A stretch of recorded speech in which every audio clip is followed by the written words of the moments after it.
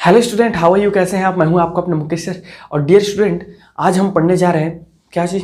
गोलीय दर्पणों से, गोलीय पृष्ठों से, ठीक है, गोलीय पृष्ठों से अपवर्तन, ठीक है, रिफ्रैक्शंस थ्रू स्फेरिकल सरफेस।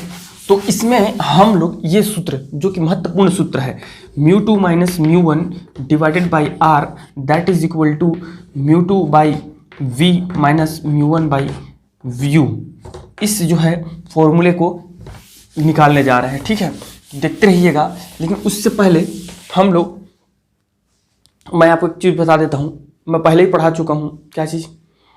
गोलीय दर्पणों से परावर्तन, गोलीय दर्पणों से, गोलीय पृष्ठ से नहीं बोल रहा हूँ, दर्पणों से, ठीक है, जिसमें हमने दर्पण सूत्र निकाला था, है ना भाई, और वक्रता त्रिज्या और फोकस दूरी के मध्य संबंध देखे थे, उसका न्यूमेरिकल किए हैं ढेर सारा।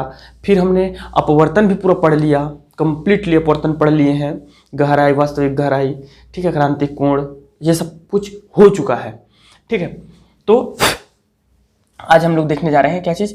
रिफ्रैक्शंस थ्रू स्फेरिकल सरफेस, गोलीय पृष्ठ से अपवर्तन। तो गोलीय पृष्ठ को पहले जान लीजिए डियर, ठीक है। गोलीय पृष्ठ का मतलब क्या है उसको समझ लीजिए पहले। दर्पण नहीं है, अर्थात इसके पीछे जो है क्या, पॉलिश नहीं लगा हुआ है, ठीक है, एक बात ध्यान रखिए। दूसरा, ये लेंस नहीं है। लेंस में क्या होता है? लेंस में आपका दो गोलीय दर्पणों को हम लोग क्या कर देते हैं? चिपका देते हैं इस प्रकार। ये उत्तल है या अवतल है, ये लेंस है। लेकिन गोलीय दर्पण में क्या होता है? गोलीय दर्पण में आपका, जिसकी अवतल गोलीय दर्पण बनाता हूं मैं, तो अवतल गोलीय दर्पण कुछ इस प्रकार बनता है, ये देखिए, ठीक है। ये भाग पूरा क्या है? कांच का भाग है, पृष्ठ का भाग है। और ये है हमारा उत्तल गोलीय दर्पण।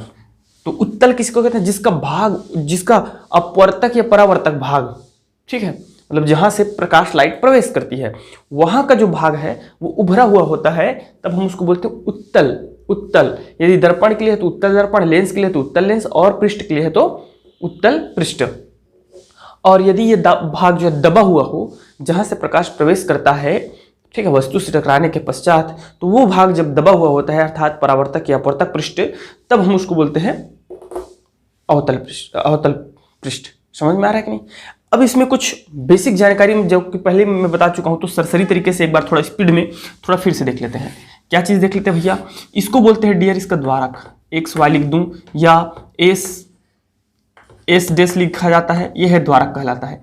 यहाँ सबसे उभरा हुआ भाग पी ध्रुव उत्तल का, और सबसे दबा हुआ भाग पी जो है अवतल का ध्रुव। इसका वक्रता केंद्र कहाँ हो जाएगा? तो इसको आगे बढ़ाओगे तो एक गोले का निर्माण होगा कि नहीं होगा? तो इसका पृष्ठ जो है यहाँ पे आ जाएगा हमारा वक्रता केंद्र। जबकि इसको हम जैसे कि रोटेट करेंगे इस प्रकार, तो इसका कहीं पर यहाँ पर जो है क्या आ जाएगा? वक्रता केंद्र आ जाएगा। मतलब इस गोले का केंद्र ही इस गोलीय पृष्ठ का क्या कहलाता है? वक्रता केंद्र कहलाता है। और ध्रुव से हमेशा दूरी कहाँ से नापी जाती है? ध्रुव से। तो यहाँ से ध्रुव से वक्रता केंद्र की दूरी होती है वक्रता त्रिज्या, क्योंकि अगर मैं इसको पूरा एक गोला बनाऊं तो इस गोले का एक त्रिज्या होगा कि नहीं होगा? तो यही इस गोले का त्रिज्या होगा, यही जो है इस गोलीय पृष्ठ का भी क्या होगा? त्रिज्या होगा, अर्थात ध्रुव से वक्रता केंद्र के मध्य की दूरी, ठीक है। इतना समझ में आ गया?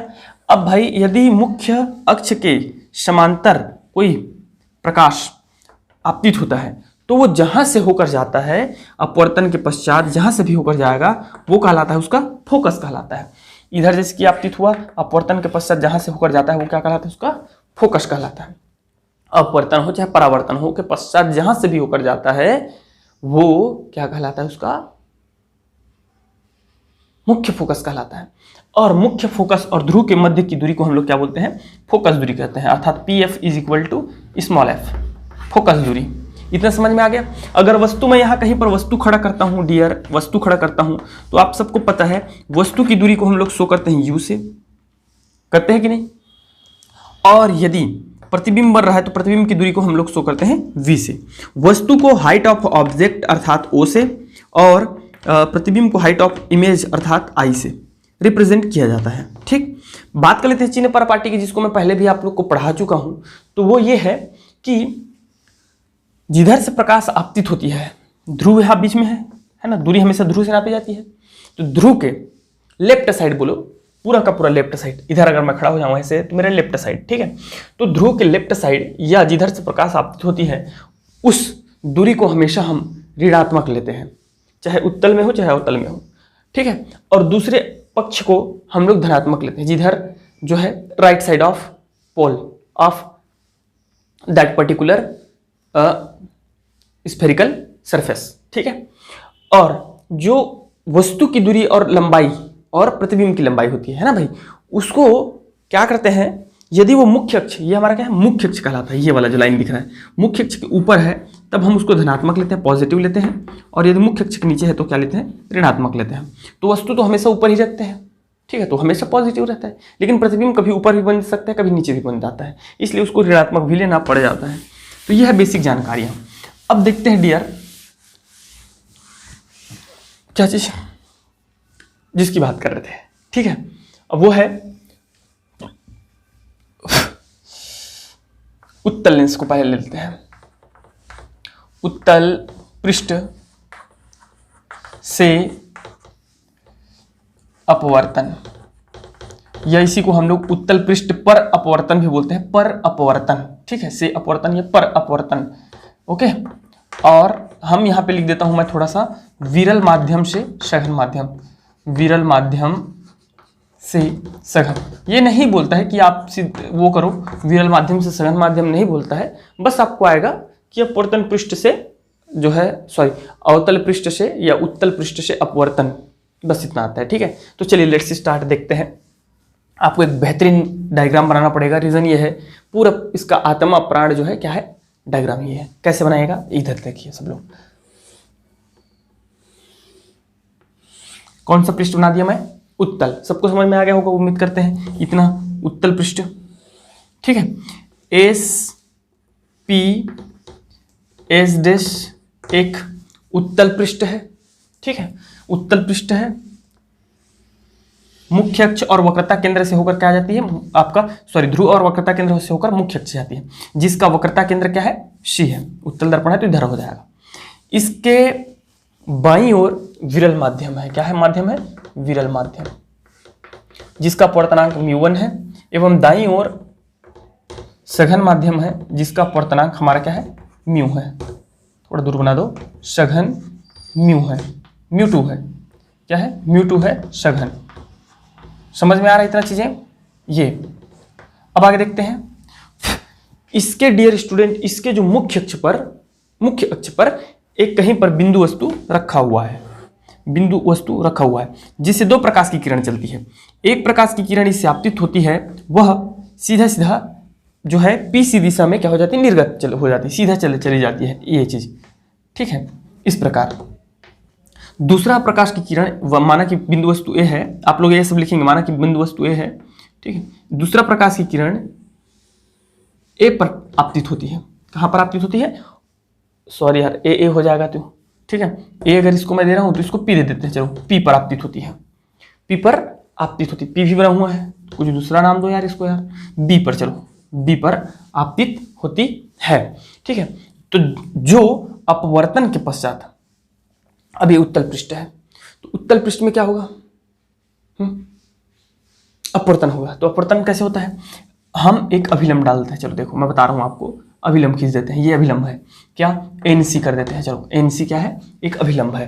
तो अपवर्तन में हमेशा क्या होता है डियर, विरल माध्यम से जब सघन माध्यम में प्रवेश करता है तो अभिलंब की ओर झुक जाता है, थोड़ा सा, क्या होता है, अभिलंब की ओर झुक जाता है, सब जानते हैं इस चीज को, की ओर झुक जाएगा, और ये सीधा नहीं चल करके इधर अभिलंब की ओर झुकेगा, मतलब उधर नहीं जाकर के इधर झुकेगा, और झुकेगा तो एक बिंदु पर, जहां पर ये देखिए, ये इस वाले रेखा से टकरा रहा है, तो जब दो बिंदु वस्तु से चलने वाली दो किरणें जहां पर मिलती है, वहीं पर क्या बनता है, प्रतिबिंब बनता है, तो हमें यहां पर क्या प्राप्त हो जाता है, इमेज प्राप्त हो जाता है, ठीक है।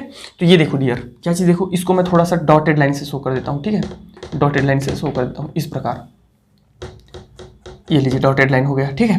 तो ये जो है अभिलंब के साथ जो कोण बना रहा है वो है आपतन कोण, आपतित किरण, ठीक है। अभिलंब के साथ जो अपवर्तित किरण जो कोण बना रहा है, ये बी है ना, पॉइंट बी है, ये जो कोण बना रहा है ये है अपवर्तन कोण, दैट मीन्स आर, इतना चीज समझ में आ गया। आप लोग ऐसे लिख लीजिए, माना कि ASP एक गोलीय दर्पण है जिसका वक्रता केंद्र C है, जिसके बाईं ओर विरल माध्यम जिसका अपवर्तनांक μ1 है तथा दाईं ओर सघन माध्यम जिसका अपवर्तनांक μ2 है। ठीक है, इसके गोलीय दर्पण के सामने, गोलीय उत्तल दर्पण के सामने एक वस्तु A रखा हुआ है जिससे दो प्रकाश की किरणें चलती है। एक प्रकाश की किरणें सीधा PC दिशा में निर्गत हो जाती है, दूसरा प्रकाश की किरण AB से चलकर AB से आपतित होती है, जो अपवर्तन के पश्चात I बिंदु पर चली जाती है। जहां पर दोनों किरणें आपस में मिलती है वहां पर प्रतिबिंब का निर्माण होता है। I आपतन कोण है एवं R अपवर्तन कोण है। इतना चीज समझ में आ गया आपको? अच्छे से क्लियर है? ओके ना? चलो देखो क्या क्या करना है। इधर देखिए, आपतन कोण नहीं दिख रहा होगा, कोई टेंशन नहीं, इधर दिख जाएगा आपतन कोण। आपतन कोण आपको दिख रहा है। आपतन कोण क्या है बता दो मुझे। आपतन कोण I that is equal to हम लोग लिख सकते हैं ABN। ठीक है, इसी प्रकार अपवर्तन कोण, तो अपवर्तन कोण क्या है बता दीजिए मुझे। अपवर्तन कोण है dear R that is equal to क्या चीज है, CBI। ठीक है, ये दोनों चीज समझ में आ गया आपको। अब ये देखिए, सबको पता है स्नेल के नियम। स्नेल के नियम मतलब समझते हैं ना, स्नेल का नियम 1μ2। अब 1μ2 क्यों लिख दिए सर? वो तो म्यू बस होता है, क्योंकि यहाँ अपवर्तनांक हमारा है एक विरल माध्यम के सापेक्ष सघन माध्यम का अपवर्तनांक, यहाँ से यहाँ प्रवेश कर रही किरण, तो इसका अपवर्तनांक μ1 है, तो 1 लिखेंगे पहले, 1 से 2 में प्रवेश करे तो 1μ2। ठीक है, और दैट इज इक्वल टू होता है, सब लोगों को पता है, sin I divided by sin R। आपतन कोण और अपवर्तन कोण के अनुपात के बराबर होता है कि नहीं। अब ये देखो डियर, मैं इसको कैसे लिख सकता हूँ, इसी को मैं लिख सकता हूँ, क्या चीज, इधर थोड़ा देख लीजिएगा, क्या लिख सकता हूँ, μ2 डिवाइडेड बाई μ1 लिख सकता हूँ कि नहीं। आप अच्छे से पढ़े होंगे तो सबको पता होगा, मैं पढ़ा चुका हूँ इसको, अपवर्तन में पढ़ाया हूँ मेरे भाई, पढ़ाया हूँ। इसको बोलते हैं सापेक्ष अपवर्तनांक। ठीक है, और यह है निरपेक्ष अपवर्तनांक। और आप सब जानते हो a mu g that is equal to 1/g होता है व्युत्क्रमणीयता के सिद्धांत से। ये भी पढ़ा चुका हूं मैं, पढ़ाया हूं कि नहीं पढ़ाया हूं, ये होता है। और देखिए, अगर मैं इसको लिख देता हूं a/μw, तो ये इसको मैं कैसे लिख सकता हूं, w/μ a लिख सकता हूं कि नहीं? डेफिनेटली लिख सकता हूं। तो इसको जब आप डिवाइड करोगे, इसको इससे डिवाइड करोगे, तो चलो यार ये नहीं समझाऊंगा मैं अभी, फिलहाल टाइम वेस्ट होगा, आप जाके देख लो भाई प्लीज़ यार। ठीक है, ये चीज़ मुझे उम्मीद है कि आपको सबको समझ में आ गया होगा। इसको मैं ऐसा लिख सकता हूँ, ठीक है, ऐसा लिख सकते हैं बिल्कुल डेफिनेटली। तो यहाँ क्या हो जाएगा, इसका मल्टीप्लाई इधर कर दीजिए, तो μ1 sin I that is equal to μ2 sin R होगा कि नहीं होगा? बिल्कुल सर। माना कि आपतन कोण एवं अपवर्तन कोण का मान अत्यंत ही कम है। अपवर्तन कोण का मान अत्यंत ही कम है। तो अत्यंत ही कम है, तो ये क्या हो जाएगा डियर, क्या हो जाता है पता है आपका, sin I that is equal to I एंड sin R that is equal to R। ठीक है, तो इस चीज को जब यहाँ रखोगे तो यहाँ हो जाएगा हमारा μ1 I that is equal to μ2 R होगा, इक्वेशन नंबर 1। समझ में आ गया? इतना चीज समझ में आ रही है आपको? अच्छे से क्लियर है? एकदम क्लियर है? ओके। अब कुछ निर्माण करेंगे। देखो, माना कि आप लोग को लिखना है, माना कि वस्तु से निकलने वाली आपतित किरण मुख्य अक्ष के साथ अल्फा कोण बनाती है एवं प्रतिबिंब के साथ जो किरण है BI वह बीटा कोण बनाती है मुख्य अक्ष के साथ, तथा अभिलंब मुख्य अक्ष के साथ थीटा कोण बनाती है। क्या बनाती है? थीटा कोण बनाती है। ठीक है, थीटा कोण बनाती है। अतः ध्यान से देखिएगा, त्रिभुज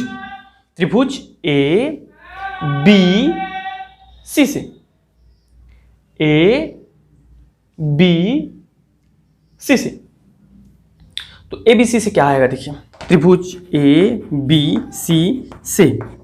ABC से डियर मैं क्या लिख सकता हूं? देखो, एक हमारा मैथमेटिकली जो है मैथ्स का एक फॉर्मूला है अल्फा बीटा। आप इसमें, और ये मान लो थीटा है, अल्फा बीटा गामा है, ठीक है, गामा है, इसमें ये आगे बढ़ा दीजिए, इसको आगे बढ़ा दिया, इसको आगे बढ़ा दिया डियर, और इसको आगे बढ़ा दिया। ठीक है, समझ में आ रही चीज़ें। अल्फा बीटा थीटा तीनों के तीनों अंतःकोण कहलाते हैं, इन अंतर में है इसलिए अंदर में, इसलिए अंतःकोण। अब इसके बाहर में मैं यदि एक कोण बना देता हूँ थीटा, तो इस थीटा कोण का मान क्या होगा पता है? इसके संगत अंतःकोण को छोड़कर, इसके संगत अंतःकोण को छोड़कर अन्य अंतःकोणों के योग के बराबर होता है। मतलब थीटा इज इक्वल टू होगा अल्फा प्लस गामा। अगर यहाँ पे मैं एक कोण एंगल बना देता हूँ फाई, तो इसका ये फाई किसके इक्वल होगा पता है? Phi that is equal to इसके संगत को कोण को छोड़ दीजिए, अंतर को, अंतः संगत कोण को, गामा को, तो अल्फा प्लस बीटा हो जाएगा। क्या हो जाएगा? अल्फा प्लस बीटा हो जाएगा। समझ में आया मेरे भाई? लिख लो, छोटा सी जगह में लिख लो, काम आने वाली है। ठीक है, तो ये हो जाएगा हम लोगों का ए बी सी में। देखेंगे ए बी सी में अंतःकोण है अल्फा थीटा और इसके बाहर में कौन है? आई, अल्फा थीटा ये आई, तो आई हो जाएगा, आई दैट इज इक्वल टू हो जाएगा हम लोगों का अल्फा प्लस थीटा। आप लोग लिखेंगे चूंकि अंतःकोणों का योग बाह्य कोण के बराबर होता है। इतना चीज समझ में आ गया? वेरी गुड यार। अब इसी प्रकार त्रिभुज, एक और त्रिभुज देखना है आपको। कौन सा त्रिभुज देखना है? ये वाला देखो, त्रिभुज B C I, C we आई बोलो, बी सी आई बोलो, जो भी बोलना बोलो, त्रिभुज सी बी आई में। तो इसमें क्या है बताइए मुझे?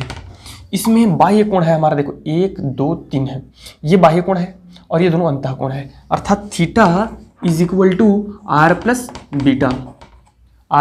बीटा, ये इन दोनों के योग के इक्वल होगा। इसके संगत कोण को छोड़ दीजिए, छूट गया कि नहीं? तो यहाँ से मैं आर का वैल्यू निकाल लूंगा, तो आर इज इक्वल टू हो जाएगा मेरा, बीटा को इधर भेज दीजिए, theta plus theta minus beta. That's clear dear? Clear हो गया। अब इक्वेशन 1 से दोनों वैल्यूज को रख दीजिए, आर और आई के वैल्यू को समीकरण 1 में, समीकरण 1 से। तो समीकरण 1 से क्या हो जाएगा बताइए मुझे? μ1 आई का वैल्यू है मेरा alpha plus theta that is equal to μ2 R का वैल्यू है थीटा माइनस बीटा। रख दिए, टेंशन मत लो, ऊपर बनाते हैं। अब इतना हो गया ना? चलो थोड़ा सा यहाँ पे और देख लेते हैं, उसके बाद ऊपर फिर बनाएंगे। थोड़ा सा जगह इधर, तो इतना में देख लेते हैं। इतना क्लियर है? अब इसको क्या करें? मल्टीप्लाई कर दीजिए। क्या हो जाएगा?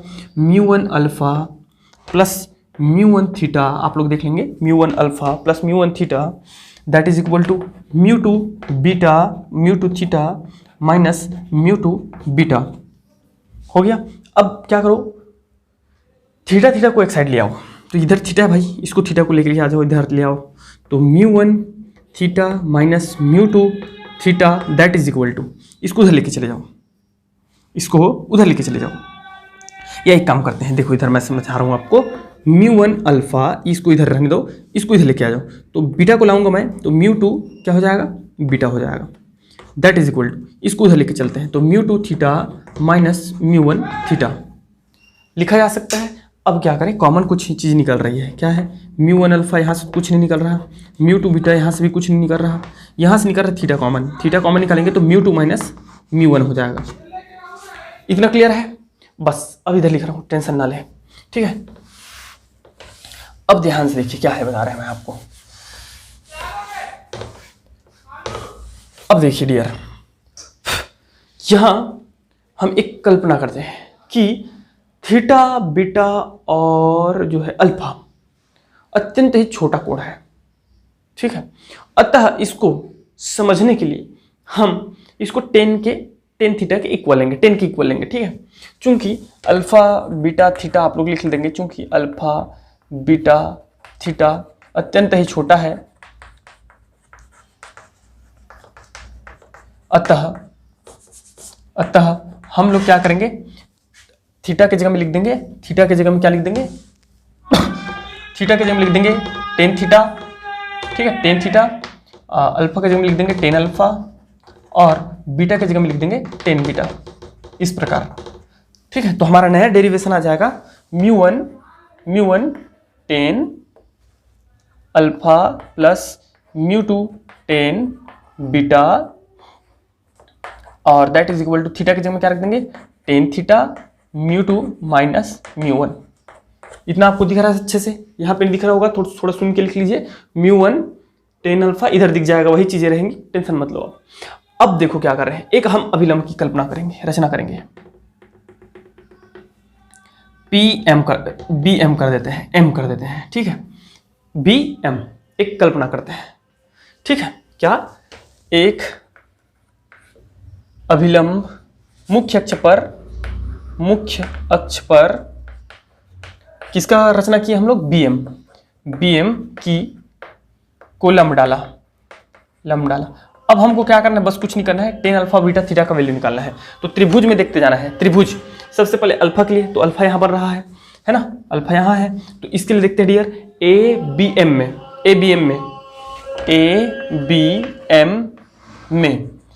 में tan alpha that is equal to, tan alpha मतलब tan alpha is equal to होता है डियर आपका परपेंडिकुलर बाई बेस, आपका लंब बटे आधार। तो यह लंब है हमारा BM और आधार है हमारा AM। तो ये हो जाएगा BM बाई AM, ठीक है, BM बाई AM। कुछ बुक्स में इसको O लिया है, ठीक है, उस पर मत जाओ यार, नामकरण में मत जाओ मेरे भाई, फॉर्मूला वही आएगा। नाम से कुछ नहीं रखा है, ठीक है। वो आप XYZ ले लो, कोई टेंशन नहीं है। दूसरा देखते हैं, ये हो गया टेन त्रिभुज। दूसरा त्रिभुज देखिए कहाँ, थीटा वाला में देख लीजिए या बीटा वाले में देख लीजिएगा। क्या लिख लेंगे? BMI, IMB लिख दो, IMB में। तो यहाँ tan beta that is equal to हमारा हो जाएगा, इधर देखिए इसके सामने लंब क्या है? BM है, BM और आधार क्या है? इसका बेस क्या है? MI, ठीक है। इसी प्रकार थर्ड देखेंगे, थर्ड हमारा है ये वाला, देखिए ये वाला थीटा वाला, तो ये हो जाएगा BMC। तो इसमें देखेंगे BMC में, तो tan theta that is equal to हमारा हो जाएगा, tan theta that is equal to हो जाएगा, tan theta that is equal to perpendicular क्या है? BM है, तो BM डिवाइडेड बाई हो जाएगा MC, ठीक है। इसको मिटा रहे हैं, अब इसको आपको नोट करना रहता है तो पॉज करके नोट कर लिया करो, जहाँ पे मैं मिटाने वाला रहता हूँ, ठीक है। तो इसको मिटा देते हैं क्योंकि जगह नहीं है ना भाई। इसको भी ना आप लोग देख लीजिएगा, पॉज करके नोट कर लिया करें। अब नेक्स्ट स्टेप क्या है? देखो, सभी वैल्यूज को इक्वेशन नंबर 2 में रख देते हैं। देख लीजिएगा इक्वेशन 2 है या 3 है, आप लोग है ना, 2 में रखने पर चलिए रखते हैं सभी चीज को। तो क्या हो जाएगा हमारा? म्यू वन टेन अल्फा की जगह में क्या रख देंगे? अल्फा की जगह में क्या रख देंगे? बोलो भाई, BM डिवाइडेड बाई हमारा आ जाएगा AM, ठीक है, AM plus mu BM divided by MI, ठीक है, that is equal to tan theta की जगह में क्या रख देंगे? BM डिवाइडेड बाई MC, और ये हो जाएगा हम लोग का म्यू2 माइनस म्यू1। इतना चीज कंसेप्ट क्लियर है सबको? अब एक चीज और सुनिएगा ध्यान से, चूंकि पृष्ठ का द्वारक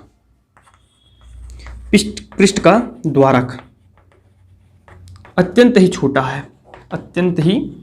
है, ये एक अभिगृहित है। अभिगृहित मतलब पूर्व निर्धारित है, ये चीज पूर्व निर्धारित है कि हमको इसका द्वारक जो है छोटा लेना है। मैं इस चीज का जिक्र नहीं किया था, आप लोग कर देंगे, ठीक है। ऐसा पृष्ठ लेते हैं, ऐसा उत्तल पृष्ठ लेते हैं जिसका द्वारक छोटा होता है, तो अत्यंत ही छोटा है, अतः जब ये छोटा होगा, ये छोटा होते जाएगा, तो ये M कहाँ पे आ जाएगा? P के जगह में आ जाएगा। कहाँ आ जाएगा? P के जगह में आ जाएगा। अर्थात BM इज नॉट, मतलब BM is equal to BM is equal to हो जाएगा BP, BM that is equal to BP हो जाएगा या PB, ठीक है। MB या BM that is equal to PB, कोई फर्क नहीं पड़ता इससे, ऐसा आप लोग लिख लेंगे, ठीक है। तो इस वैल्यूज को यहाँ पे रख दीजिए, जितने जगह BM है उसके जगह में क्या रख देंगे? BM के जगह में क्या रख देंगे हम लोग? PB या ऐसा रख दीजिए। चलो, तो म्यू1 यहाँ रख देंगे हम लोग, क्या रख देंगे? BP divided by AM, okay, plus mu यहाँ रख देंगे, क्या चीज रख देंगे बोलिए? अच्छा, इसके साथ एक चीज और ध्यान रखिएगा, इसको ये नहीं रख करके ये लिखते हैं यार, देखो क्या है, अतः दो चीजें रखते हैं, दो चीज करते हैं, सुनिएगा ध्यान से। P और M अत्यंत ही सन्निकट है, P और M अत्यंत ही, अतः P और M अत्यंत ही सन्निकट है, अत्यंत ही क्या है? सन्निकट है, अर्थात P के जगह में M है, सीधी सीधी बात, P के जगह में M, तो जितना M है ना उसके जगह में P रख दीजिए, M के जगह में P रख दीजिएगा। तो म्यू1 यहाँ रख देंगे हम लोग BP डिवाइडेड बाई, M के जगह में क्या रख देंगे? ए पी, पी रखना है बस, mu two b p divided by, क्या एम के जगह में क्या रख देंगे, पी रख देंगे, पी आई, ठीक है, that is equal to b p divided by क्या हो जाएगा, एम की जगह में पी सी, और ये हो जाएगा mu two minus mu one. Okay, अब ये देखो मेरे भाई, मेरे दोस्त, मेरे यार, क्या सबसे बीपी कैंसिल आउट हो रहा है, कॉमन निकाल के काट देना, दोनों सब पक्ष से कट जाएगा। अब आगे स्टेप क्या है देखो, बचा क्या, mu one by P A P है उसको मैं पी लिख दिया, कोई फर्क नहीं पड़ता है, ठीक है, plus mu two divided by P B P I that is equal to हमारा mu two minus mu one divided by P C. ये अब हमको चिन्ह परिपाटी का यूज करना है, किसका, चिन्ह परिपाटी से। तो चिन्ह परिपाटी से आप सबको पता है, लेफ्ट साइड से दूरी हमेशा ऋणात्मक होती है, राइट साइड में दूरी हमेशा धनात्मक होती है, ऊपर अगर प्रतिबिंब वस्तु है तो धनात्मक, और नीचे मुख्य अक्ष के तो ऋणात्मक। चलिए इधर देख लेते हैं यहाँ पे, ठीक है, ठीक ठाक जगह में आप लोग पॉज करके नोट किया करो, ठीक है। क्या करेंगे, mu one divided by P A, तो पी ए क्या है, वस्तु की दूरी है, और किधर है, लेफ्ट साइड है, इसलिए हो जाएगा माइनस यू, या इधर लिख देता हूं मैं, चलो p a that is equal to minus u, वस्तु की दूरी, ठीक है। पी आई प्रतिबिंब की दूरी, ये पी से आई ध्रुव से ही नापा जाता है, चूंकि दूरियां कहाँ से नापी जाती है, कहाँ से नापी जाती है, ध्रुव से नापी जाती है, ध्रुव से मापी जाती है, ठीक है। तो आपको अब देखिए क्या करेंगे हम लोग, पी आई, तो p I that is equal to हो जाएगा, देखो बच्चों क्या होगा, पी आई वो प्रतिबिंब की दूरी है, राइट साइड है, इसलिए हो जाएगा पॉजिटिव वी, ठीक है, और पी सी क्या है, पी सी वक्रता त्रिज्या है जो कि राइट साइड है, इसलिए हो जाएगा आर, होगा कि नहीं, इन तीनों वैल्यूज को वहां पर रख दीजिए, तो म्यू वन डिवाइडेड बाई हमारा हो जाएगा minus u that is equal to mu two divided by v that is equal to mu two minus mu one divided by r. हो गया, इसको थोड़ा सा एक्सचेंज कर दीजिएगा, या उसको मैं इधर लिख देता हूं, mu two minus mu one divided by r, ठीक है,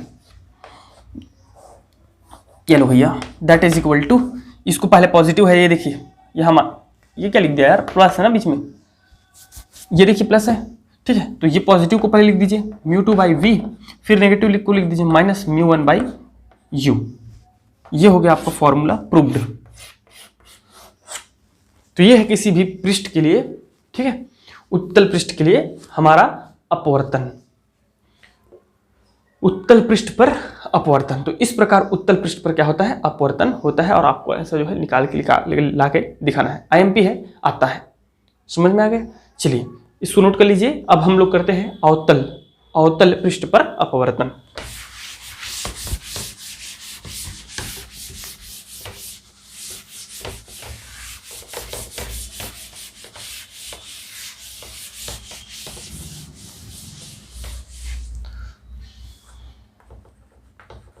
अवतल पृष्ठ पर अपवर्तन। तो अवतल पृष्ठ पर अपवर्तन कैसे होगा ये देखेंगे, ठीक है। इसके लिए पुनः वही आपको काम करना है। इस बार मैं पूरा लिखाते बोलते नहीं बैठे रहूँगा, मैं बोल रहा हूँ, आप लोग लिखते जाइएगा, जिसको लिखना होगा तो नहीं, सुनिए कैसे लिखने का तरीका भी होता है, ठीक है।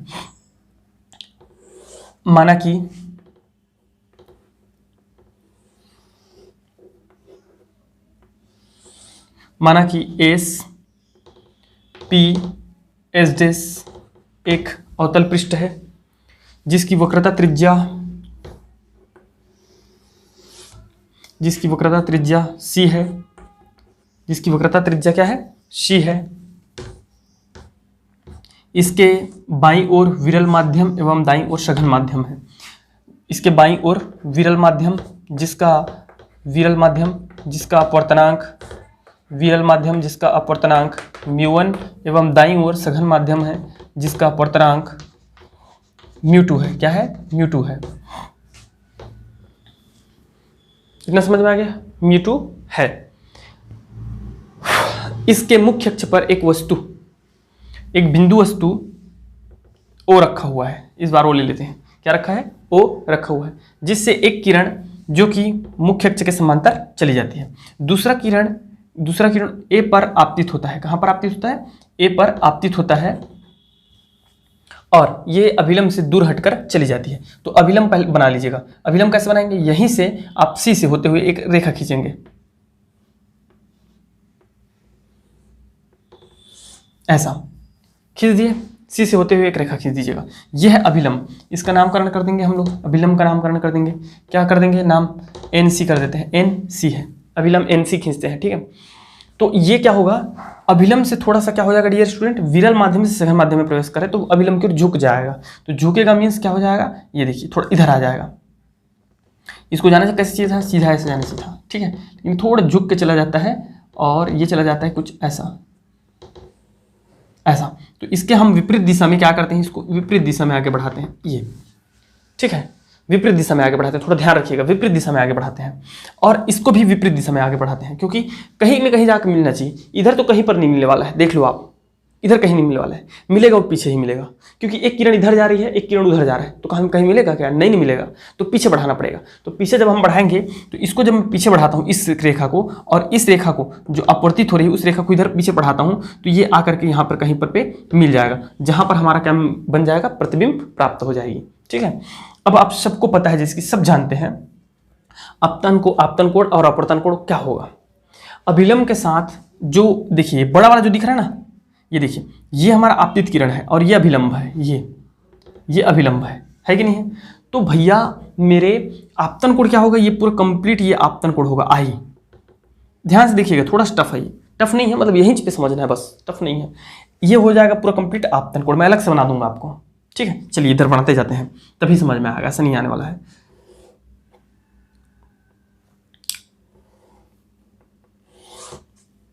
ये तो ये है आपतन कोण और जिसका नाम है हमारा ACO, ठीक है। तो OAC जो है आपतन कोण है, OAC आपतन कोण है, ये पूरा कंप्लीट। अपवर्तन कोण कौन होगा, ये प्रतिबिंब की जो लाइन है, रेखा है, ये अभिलंब के साथ जो कोण बना रहा है, मतलब ये छोटू वाला छोटू कोण, ये अंदर में, ठीक है, इसी के अंदर में है। तो वो उस कोण का हम कैसे लिख सकते हैं, ये देखिए, ये है IAC, ये IAC, ये छोटू कोण का क्या है, R है, अपवर्तन कोण है कि नहीं है। समझ में आ गया इतना चीज। आगे अगर आप बनाना चाहोगे तो कैसे बनेगा, ये बताओ। ये अभिलंब है, ये आगे जा रही है, ठीक है, ये है, तो ये हमारा हो जाएगा RI, इसी को हम लोग बना सकते हैं अभिलंब। अरे भाई ये अपवर्तन कोण है, तो अपवर्तन कोण और अभिलंब के साथ जो बनने वाली है वो कौन सा होगा,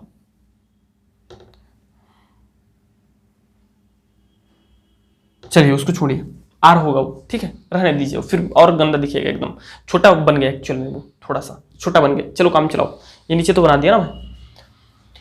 ये विरल माध्यम है जिसका पूर्णांक क्या है, μ1 है, ध्यान रखिएगा, बस ज़्यादा टाइम नहीं लेंगे, बहुत छोटा है। स्नेल के नियम से सीधा फटाफट, या अपवर्तन कोण आप सबको दिख रहा है, angle I that is equal to, यहाँ पे मैं बना दिया हूँ, angle I that is equal to है OAC, ठीक है। और अपवर्तन कोण बोलता हूँ आपतन कोण,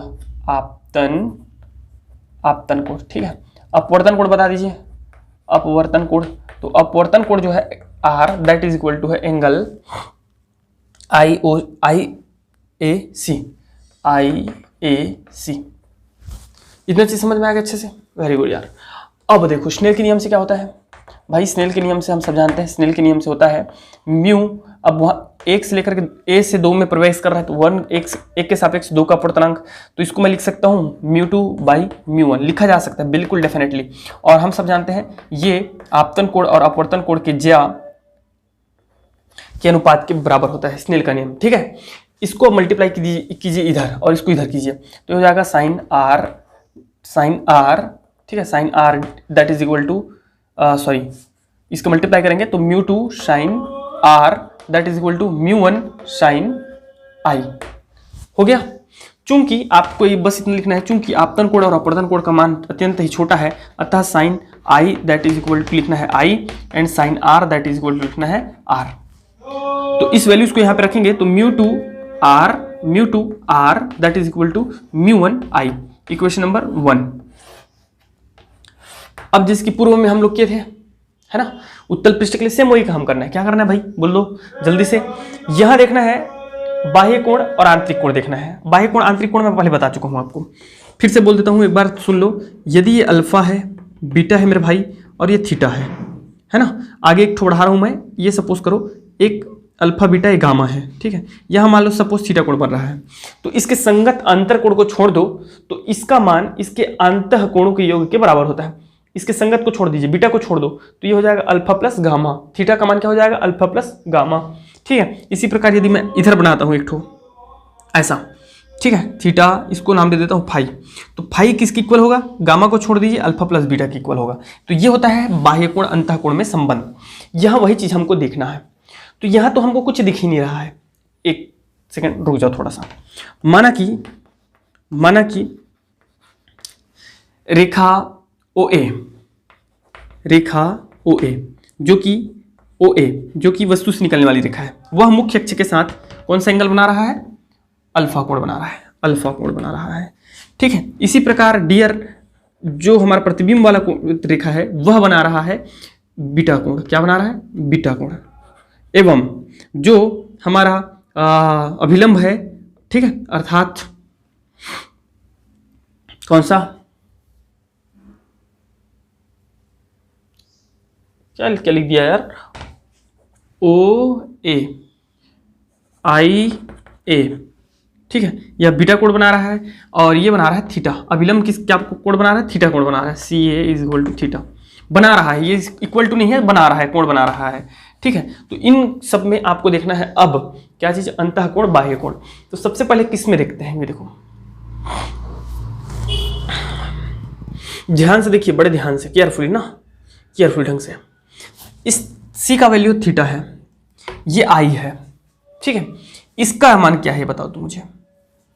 इसका वैल्यू क्या है? अल्फा यार, डेफिनेटली अल्फा है कि नहीं है? ये देखो ना, अल्फा है कि नहीं है? तो ये देखिए, ये अंतः कोण हो गया और ये कंप्लीटली I, ये जो दिख रहा है कंप्लीट I, ये कंप्लीट I, दोनों अंतः कोण हो गए। और ये है बाह्य कोण अल्फा, इसका संगत कोण यहाँ नहीं है, ये है बाह्य कोण अल्फा। तो हमको किसमें देखना है? CAO, किसमें? त्रिभुज CAO में। तो CAO में देखिए, CAO में देखिए, यहाँ भी नीचे भी देख सकते हैं। तो alpha that is equal to हमारा हो जाएगा थीटा प्लस I, होगा कि नहीं होगा? तो I का जब मैं वैल्यू निकालूंगा डियर, I का जब मैं वैल्यू निकालूंगा, I का वैल्यू जब निकालूंगा मैं, तो I का वैल्यू निकालेंगे तो हमारा हो जाएगा अल्फा माइनस थीटा, ठीक। दूसरा त्रिभुज देखिएगा, दूसरा त्रिभुज कहाँ देखना है? ये देखो आप ध्यान से, फिर से केयरफुली, आराम से देखना है।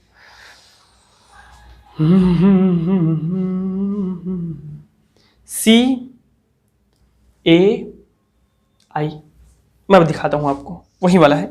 तो यहां पे क्या बन रहा है? I पे क्या बन रहा है? ये देखो, ये बीटा कोण बन रहा है। ये आगे क्या बन रहा है? बीटा कोण बन रहा है। ये देखो ना यार, बन रहा है कि नहीं बन रहा है?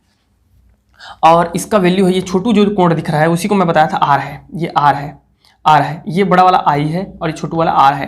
तो ये अंतर कोण हो जाएगा, अंतः कोण हो जाएगा, थीटा अंतः कोण हो जाएगा और ये बीटा बाह्य कोण हो जाएगा। तो त्रिभुज किस चीज में? CIA में हमारा बाह्य कोण क्या है बता दीजिए जल्दी से। बाह्य कोण हो जाएगा इसमें बीटा, और बीटा इज इक्वल टू हो रहा है क्या चीज? Theta plus R, theta plus R हो रहा है। अब क्या करो? R का वैल्यू निकालो, तो R इज इक्वल टू हो जाएगा बीटा माइनस थीटा। इन दोनों वैल्यूज को जो निकाले हो आप, फिर से पुनः कहाँ रख देंगे हम लोग? ये वाला इक्वेशन 1 में रख देंगे। अब इसको मिटा देता हूं मैं, अब इसका रोल खत्म हो गया, ठीक है। इसको थोड़ा छोटा कर देता हूं यार मैं, यस। चलिए इन वैल्यूज को कहाँ रखेंगे? इक्वेशन 1 में। तो μ2 और R का वैल्यू है dear beta minus theta, that is equal to μ1 और I का वैल्यू है I का वैल्यू है अल्फा माइनस थीटा, है कि नहीं है? अब दोनों को मल्टीप्लाई कर दीजिए, μ2 beta minus μ2 theta that is equal to μ1 alpha minus μ1 theta. यहाँ से आप क्या निकालिए? दोनों को थीटा को एक साइड ले आइए, थीटा इधर लेके आऊँगा मैं, तो ये हो जाएगा μ1 पॉजिटिव हो जाएगा ना, वो थीटा माइनस μ2 थीटा, और इसको इधर लेके आ गया, पॉजिटिव हो गया, और ये तो यही है, इसको उधर लेके जाओ तो μ1 अल्फा माइनस μ2 बीटा हो जाएगा। अब यहाँ से कॉमन क्या निकाल लीजिए? थीटा। तो तो ये हो जाएगा μ1 माइनस μ2, और यहाँ से आप निकाल लीजिए, कुछ नहीं निकलने वाला है, तो μ1 अल्फा माइनस μ1 बीटा। आपको दिख रहा होगा, उम्मीद करता हूँ बिल्कुल दिख रहा है, ठीक है। तो अब इधर मिटा देता हूँ मैं, पॉज करके नोट कर लिया करें, थोड़ा सा पीछे चले जाओ। इसको मेरे भाई क्या करना है, अब देखो हमारे पास आ गया है theta μ2 minus μ1, sorry μ1 minus μ2, μ1 minus μ2 that is equal to, हमको दे रखा है μ1 अल्फा माइनस μ2 बीटा। क्या करना है, μ1 अल्फा बीटा थीटा का मान अत्यंत छोटा है, इसलिए हम इसको 10 थीटा के इक्वल लेंगे, 10 के इक्वल लेंगे। लिख लीजिएगा आप लोग, तो थीटा इज इक्वल टू हम लोग क्या लिखेंगे, 10 थीटा लिख देते हैं, बीटा इज इक्वल टू क्या लिख देंगे, 10 बीटा लिख देंगे, और अल्फा इज इक्वल टू लिख देंगे 10 अल्फा, ठीक है। इस वैल्यूज को रख दीजिए वहाँ, तो ये हो जाएगा 10 theta μ1 minus μ2 that is equal to, आपका इसके जगह में रख देंगे 10 अल्फा के जगह में रख देंगे 10 अल्फा μ1, ठीक है, और माइनस 10 बीटा μ2। इतना समझ में आ गया, बस रखना है उसके जगह में 10 रखना है, अल्फा बीटा थीटा के जगह में 10 थीटा 10 अल्फा 10 बीटा, ठीक है। अब देखते हैं क्या, यह देखते जाइए, ट्रायंगल देखते जाना है आपको, ट्रायंगल एक रचना करनी है। एक लंब डालते हैं एम, ए एम, मुख्य अक्ष पर एक लंब ए एम खींचे, ठीक है। मुख्य अक्ष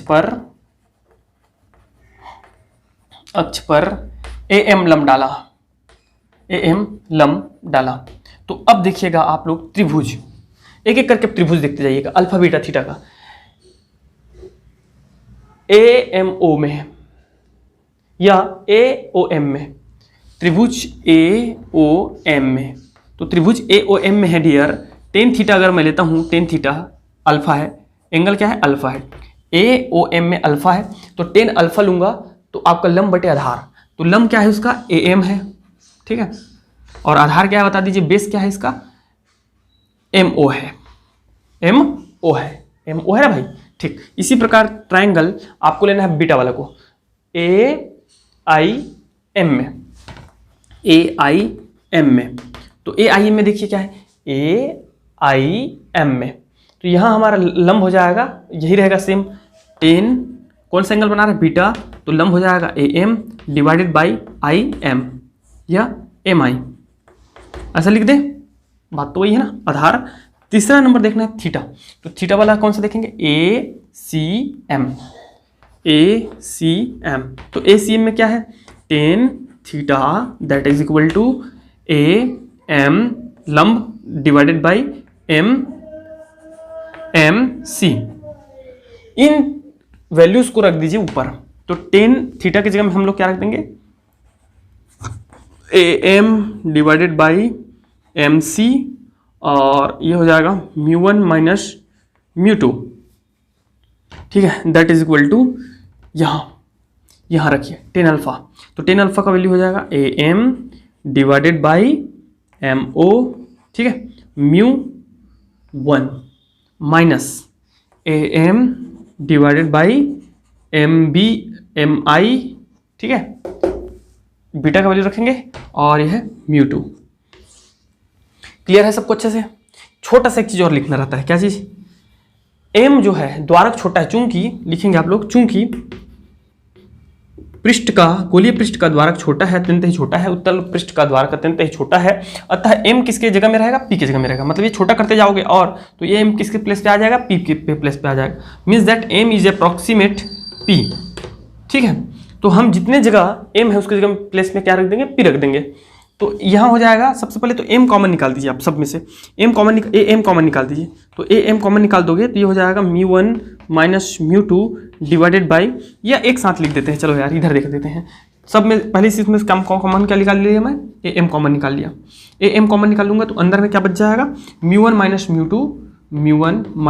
μ2 डिवाइडेड बाई एम सी, तो एम के जगह में क्या रख दूंगा, पी रख दूंगा, तो पी सी हो जाएगा, P C that is equal to, A M को बाहर निकाल दीजिए तो अंदर में बच जाएगा μ1, ए एम बाहर निकल गया, ठीक है, अंदर में बच जाएगा μ1 डिवाइडेड बाई एम ओ के जगह में क्या हो जाएगा बताइए, पी ओ माइनस μ2, क्योंकि ए एम तो बाहर निकल गया, एम आई की जगह में क्या आ जाएगा, पी आई। अब दोनों साइड से एम एम एम कट जाएगा, बिल्कुल सर कट जाएगा। अब मेरे भाई कुछ नहीं करना है, चिन्ह परिपाटी का यूज करना है, चिन्ह परिपाटी। चलो इधर मिटा देता हूं, चिन्ह परिपाटी का यूज करना है। तो चिन्ह परिपाटी का यूज कैसे करना है ये देखो आप, चिन्ह परिपाटी, चिन्ह परिपाटी। तो चिन्ह परिपाटी से आप सबको पता है इसमें जितने भी दिख रहे हैं सबके सब लेफ्ट साइड में है, तो लेफ्ट साइड में सबके सब माइनस हो जाएंगे। मतलब पीसी वक्रता त्रिज्या लिख दीजिएगा, वक्रता त्रिज्या बराबर माइनस आर हो जाएगा क्योंकि लेफ्ट साइड में है। लेफ्ट साइड मतलब ध्रुव से जिधर से किरण आपतित हो रही है उधर अगर कोई भी है तो ऋणात्मक होता है। वस्तु की दूरी, वस्तु की दूरी मतलब पीओ, ये हो जाएगा माइनस यू। प्रतिबिंब की दूरी मतलब P I that is equal to minus V, ठीक है ना। तो इस प्रकार तीनों के तीनों माइनस हो जाएंगे। अब रख दीजिए वैल्यूज, तो mu one minus mu two divided by P C की जगह में हो जाएगा माइनस आर, और that is equal to D R हमारा म्यू वन, और पी ओ के प्लेस पे हम क्या रख देंगे, पी ओ के प्लेस पे रख देंगे माइनस यू, ठीक है, minus mu two divided by इसकी जगह में रख देंगे माइनस वी रख देंगे। अब देखो क्या करो, यहाँ से माइनस चिन्ह कॉमन निकाल लो, तो माइनस जब कॉमन निकालूंगा ऊपर से तो ये हो जाएगा mu two minus mu one. ऊपर से माइनस चिन्ह कॉमन निकालूंगा तो ये माइनस कॉमन निकलेगा मेरे भाई, तो ये पॉजिटिव हो जाएगा और ये नेगेटिव हो जाएगा। समझ में आ रहा है कि नहीं आ रहा है। तो माइनस कॉमन निकाल लिया और माइनस निकाल के काट दिया, यहाँ से माइनस कॉमन निकाल लिया और माइनस निकाल के क्या कर दिया, काट दिया दोनों साइड से ऊपर नीचे से। तो ये हो जाएगा mu two minus mu one by R that is equal to, यहाँ से क्या करो ये माइनस माइनस हो जाएगा प्लस, तो सामने इसको लिख दो प्लस वाले को म्यू टू बाई वी, और ये माइनस वाले को पीछे लिख दीजिए म्यू वन बाई यू।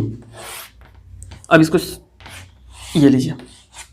तो इससे हमको क्या समझ में आया ये बताओ, क्या समझ में आया इसमें? अवतल पृष्ठ और उत्तल पृष्ठ दोनों का अपवर्तन का जो फॉर्मूला है वो सेम है।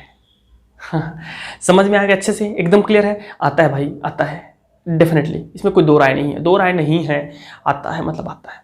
तो अच्छे से आप लोग प्रिपेयर कर लीजिएगा। Thank you very much. अच्छा, इसके बाद जो हम आगे पढ़ने वाले हैं वो पढ़ने वाले हैं लेंस। क्या पढ़ेंगे? लेंस पढ़ेंगे एकदम बेहतरीन तरीके से। तो thank you very much and best of luck.